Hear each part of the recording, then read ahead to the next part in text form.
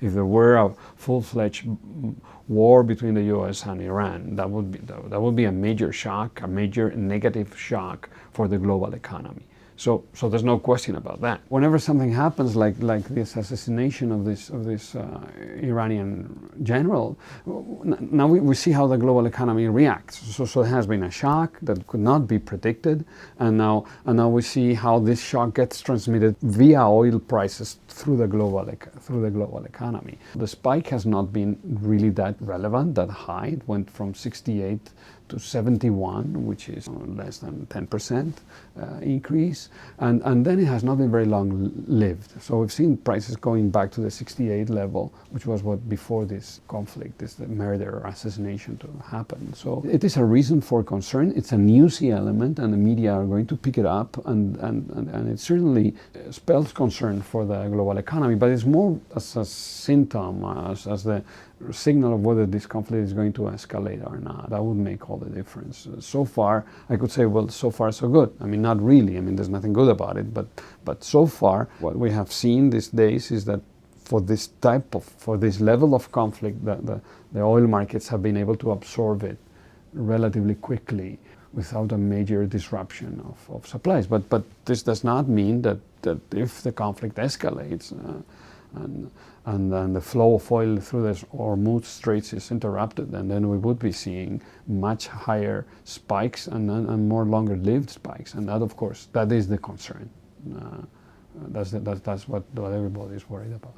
If you had to ask me what are the two main prices that affect the economy, I would say the dollar exchange rate and the price of oil, which, and by the way, they are related in some sense. You can find some relationship between them, but it's a crucial price for the entire economy, and that's why anything that affects that margin is a very relevant source of uncertainty and risk to the global economy. So we should always keep an eye. It's one of the numbers that I always have in my database, and I update every week, and I keep a track of. Anybody who's interested in the macroeconomy must be aware of the price of oil. Every macroeconomic scenario made by governments when they do their budget projections includes a scenario for the price of oil, and depending on whether they get it right or wrong, their projections, that scenario is going to be more or less accurate, and again that would condition all the spending and government revenues and government spending decisions. So it's really very hard to find anywhere in the global economy where the price of oil is not an important element. The whole planet has not forgotten that in the 70s there was this major bout of what we call stagflation, inflation and unemployment that was created by the first large oil shock. So oil is all pervasive. It's everywhere in the economy. It affects virtually every country. Some countries are producers and some countries are consumers, but both of them get distorted by this global price of oil. But on the other hand, what we have seen in the last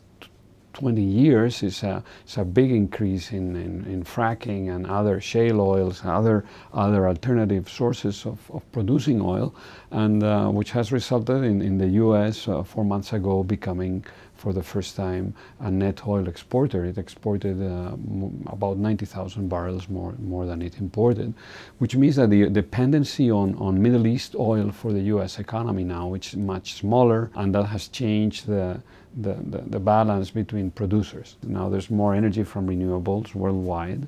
So again, to produce the kilowatts that we need to power all our devices, our appliances, mobility, and all the other uses of energy, we are using less oil. And finally, all these appliances, people really don't demand energy by itself. They use it as an input. It's an input in almost every production process. So most of the things we really demand, such as mobility or refrigeration or heat, they have become more efficient. Now they're using less kilowatts per unit of refrigeration or per unit of heating or per unit of mobility.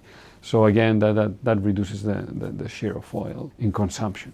And we've seen all that, put everything together, and yes, it is a concern that the oil supply channels in the Middle East might be disrupted by this political conflict, but it is not a concern as big as it was in the 70s or even in the 90s. Ranges of prices that are going to be much more contained. I would be very surprised if we see oil in 140, if there is not a generalized conflict, of course. I mean, then all the bets are off, and we could see much bigger spikes than that one. I mean, we can and maybe we should imagine oil at 200, you know, in a very stressed scenario with a large generalized conflict in the Middle East. That could certainly happen.